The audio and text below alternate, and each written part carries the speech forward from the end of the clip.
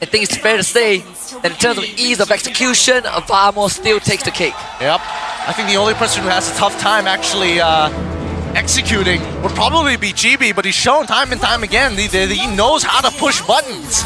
Now, we get right back into it. VMS on the blue side, one more time against HomeBois on the red side. Now, these early leashes, right, has been a thing of question because EyyMal has been a little bit slower because he doesn't get any leash help whatsoever. He did in game number 1, but now that he's on the Benedetta, I'm surprised that they're focusing purely on the lanes to get control.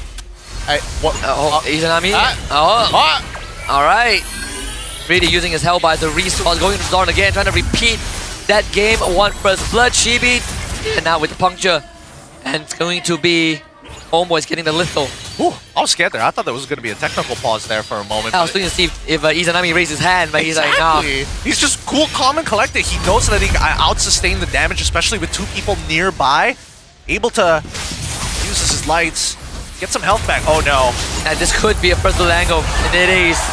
No revitalize this time for Cayden. And Chibi's so fast. He is. He doesn't miss a beat right now. This is what happens when he takes the mask off. I'm guessing that those mask costs has like what, 50 kilos per side. Rock Lee weight. It's like Rock Lee weights, 100 kg when you put it together. Either way, EyyMal now hitting that level 4. He does have a bit of a lead against Chibi because of how much disruption, but I'm pretty sure that Chibi has a little bit more gold with the help of that assist. I think the one thing that makes EyyMal's life on a Benedetta slightly easier is just the fact that you get a full charge of your passive with 3 hits, you know. But it was generous enough to get rid of that small 5%. Oh, speaking of that 5%, Gojes making an early rotation down to the mid side of the map, allowing Xorn to hit level 4 off of his wave.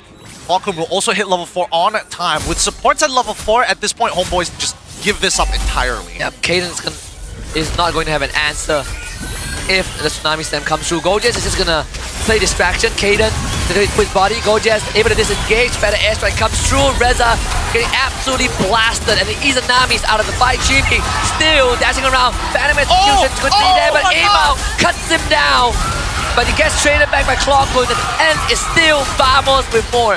Oh, dude, why didn't HomeBois just give that up? Why would you put EyyMal in these positions where he has to trade 1 for 1, and now Clockwood is having the time of his life. 3 kills in the bag. So rich in gold, and worst yet, doesn't look like HomeBois will be able to recover from this one just yet. Silver lining, EyyMal traded his life for Chibi's life, but in the grand scheme of things, you did say Clockwood having so much fun. Natco artillery, Ow. Zippy. Losing 50% of his HP, or maybe 60%, for being really accurate. Oh, Izanami fickling forward just to get Gojes.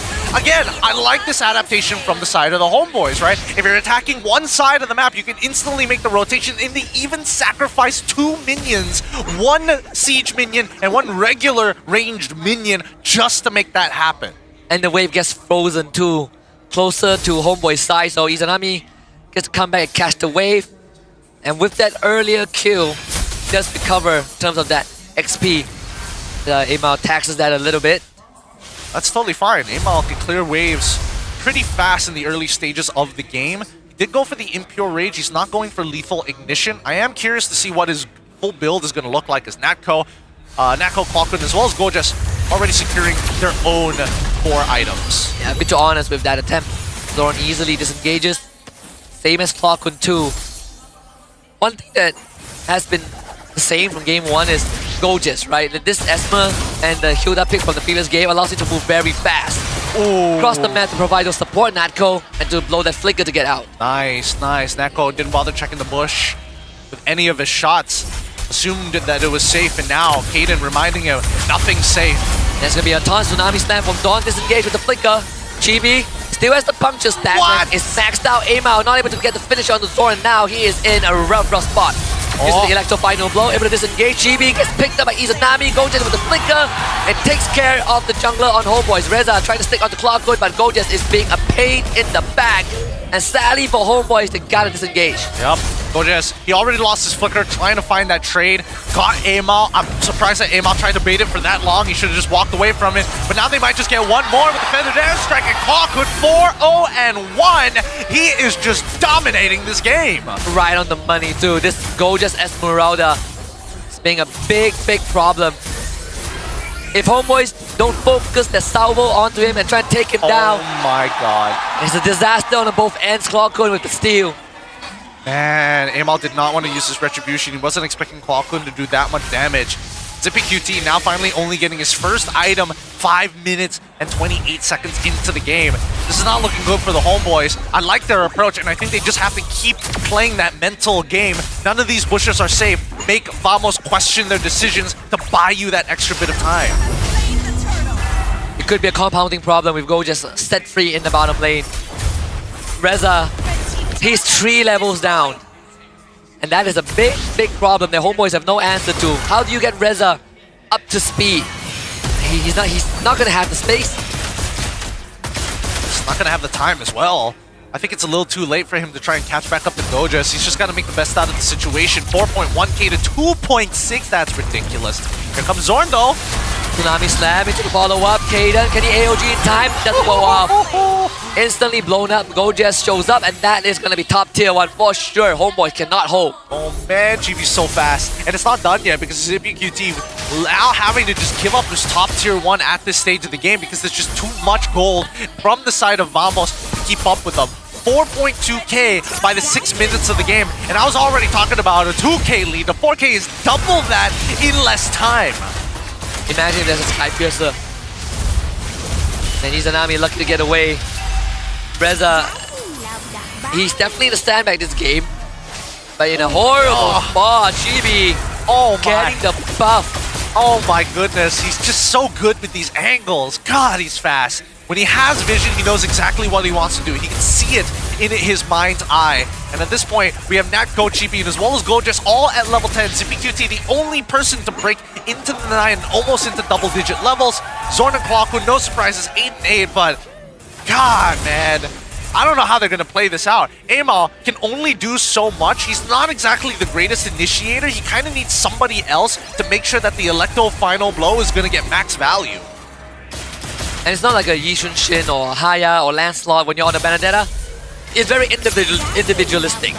We are just relying on your raw mechanics. Cayden, AOG to disengage. Mid tier 1 stays up, but VMS can do this all day. Even having to use the Revitalize early to keep EyyMal healthy. I'm surprised that he didn't stand back just for Rezza to get his health back, but to be fair, Rezza, he's pretty tanky as it is. There's pick from Xorn. Some commitment from VMS to make sure that they don't give any breathing room to HomeBois. Again, Gojes, you just stand in front of the HomeBois. What are they going to do?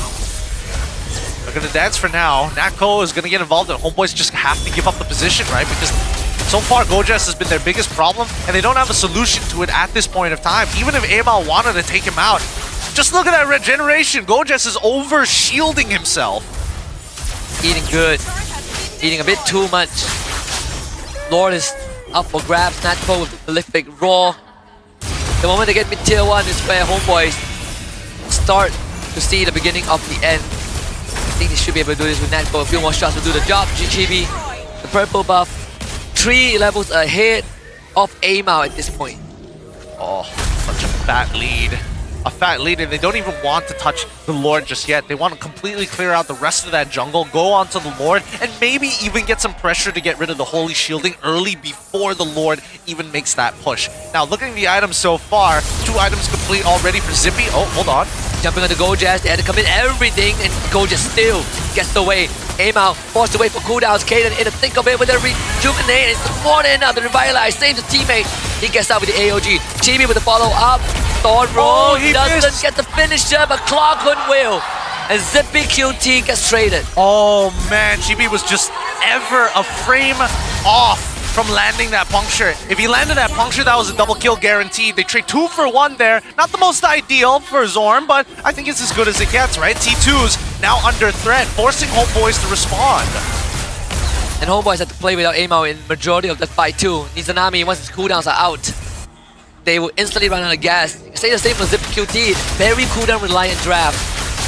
Vamos will get this first Lord. Just shy of 10 minutes, 7.5k lead and counting.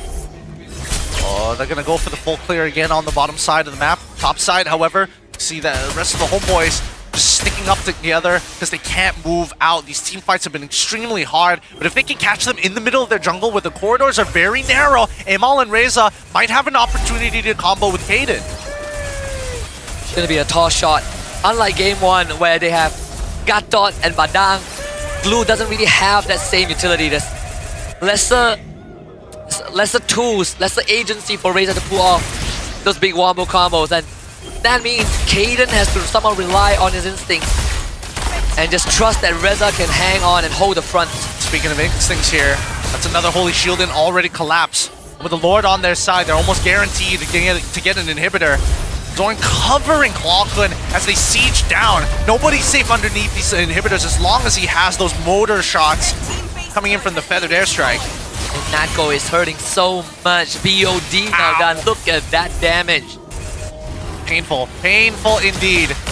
Oh, Rezza has jumped the clock when the AOG forces Natco away. A full commitment from the side of HomeBois. They need to get this right, but unfortunately Vamos just too far ahead. Cayden the first one to go down. Rezza abandoned.